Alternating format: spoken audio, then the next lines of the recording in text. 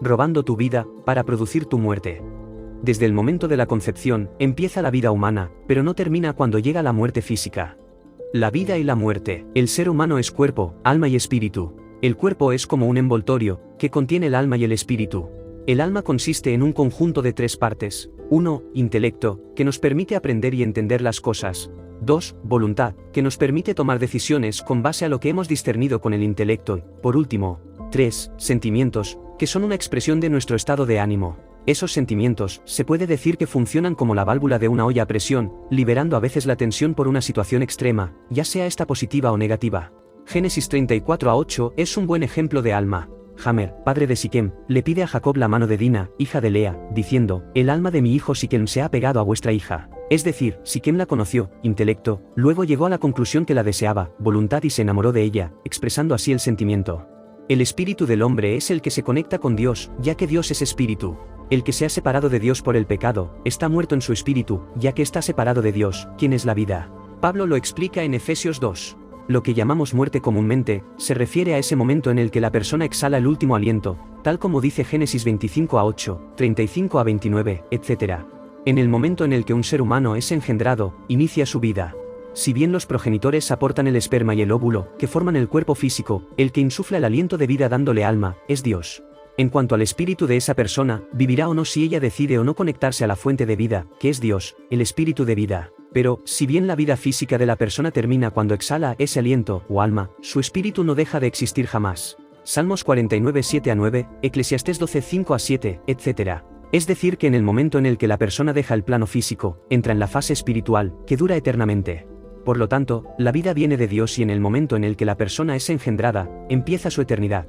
Daniel 12:2 dice: muchos de los que duermen en el polvo de la tierra serán despertados, unos para vida eterna, y otros para vergüenza y confusión perpetua.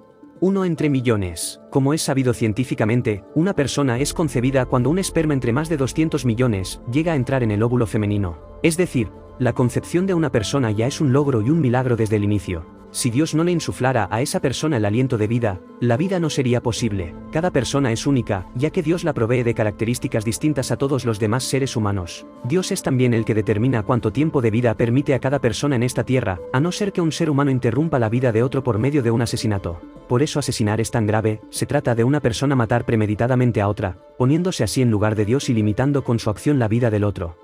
Muchas formas de asesinar. En la historia de la humanidad se ha comprobado que existe una cantidad ingente de formas de asesinar a alguien, pero en este vídeo nos vamos a centrar en una en concreto, el genocidio humano. El diccionario define genocidio como exterminio o eliminación sistemática de un grupo humano por motivo de raza, etnia, religión, política o nacionalidad. En este caso, hablaremos del genocidio por el mero hecho de ser un ser humano. Al referirse a Satanás, el Señor Jesús dijo que su obra consiste en matar, robar y destruir. En Juan 8:44 dice que Satanás fue homicida desde el principio. Como sabemos, Lucifer quiso ser semejante al Altísimo. En ese momento perdió, entre otras cosas, su identidad, pasando a ser denominado Satanás, que significa simplemente adversario. Al ser echado a la tierra, centró su ataque en el ser humano, a quien Dios amó y por quien pagó un alto precio para rescatar. Por eso el afán de Satanás es destruir al hombre.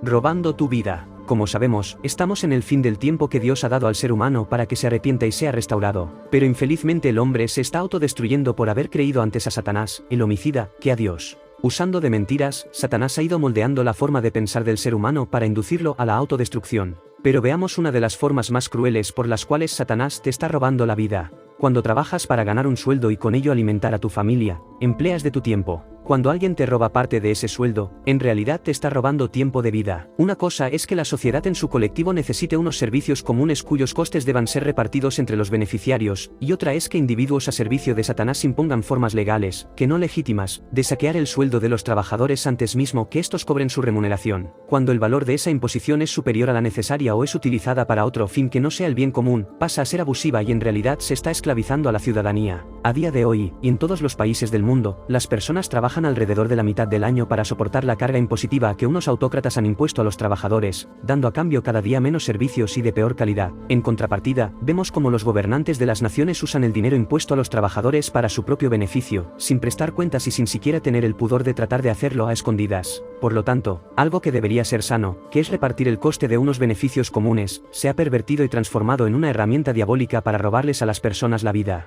Para producir tu muerte. Ahora vayamos un paso más allá y consideremos lo que está pasando en el mundo. No podremos hablar demasiado claramente. Así que presta atención para que entiendas las ideas y te des cuenta del autogenocidio que estás siendo obligado a costear con tu tiempo de vida. Si te fijas en la historia de los últimos 3 o 4 años, verás que la humanidad ha sido empujada como ganado hacia ciertas situaciones que se ha impuesto a todos a nivel global, por medio del uso de la mentira y el miedo, en contra de la ciudadanía indefensa. Estamos enfrentando oleadas cada vez más violentas y superpuestas de situaciones en el ámbito de las finanzas, la destrucción de la productividad, la salud, los conflictos bélicos, la energía básica, etc. Si te fijas por ejemplo en las guerras, las personas comunes que pagan impuestos, ni siquiera entienden la raíz del conflicto, las decisiones que se dicen que se toman, y menos aún el resultado. Las personas comunes no odiamos a nuestros vecinos del país de al lado como para querer exterminarlos. Pero un buen día, unos políticos a servicio de intereses supranacionales, empiezan a intercambiar acusaciones con su contraparte en otro país, se inicia un conflicto, que se transforma en bélico. Luego, el pueblo de a pie de ambos países se ve obligado a ir a matar a la gente del otro país, sin siquiera saber por qué lo hace. Puede que la guerra no sea buena para la producción de alimentos y otros bienes, para el progreso de ambos países, para la convivencia y felicidad de los ciudadanos, pero es muy beneficiosa para otros colectivos. Las guerras sirven para que los gobiernos sometan al pueblo con medidas de restricción de derechos básicos. Por ejemplo, la industria bélica gana muchísimo dinero produciendo y vendiendo armas y luego, las empresas mal llamadas constructoras, se hacen con abultados contratos para reconstruir todo lo que fue devastado. Otro ejemplo podrían ser esas transnacionales fabricantes de esa solución sanitaria impuesta por los gobiernos, cuyos terribles resultados todos conocemos y que hemos financiado con nuestros impuestos por decisión de unos pocos vasallos de esos poderes supranacionales. Por encima de todo este entramado están los mayores beneficiarios, que son los que financian a todos los bandos. Todo eso genera un flujo de dinero muy grande para unos pocos y se paga con los impuestos, que son impuestos al pueblo. Acordémonos que esos impuestos salen de los sueldos, que son ganados a costa de gastar tiempo de nuestra vida. Así como ocurre con la industria bélica, ocurre con las demás industrias que se han citado más arriba, además de un largo etcétera, de transnacionales de diversos sectores que están siendo beneficiados por crisis fabricadas diabólicamente. Si pesquisas un poco, verás que las beneficiarias de esas crisis son siempre empresas transnacionales, en detrimento de las pequeñas empresas, los autónomos y las empresas nacionales o locales. A esas crisis fabricadas se les llama ingeniería social, porque provocan un caos en el orden que siempre funcionó, permitiendo que esas potencias económicas impongan su orden, configurando una nueva sociedad más sojuzgada y empobrecida que la anterior.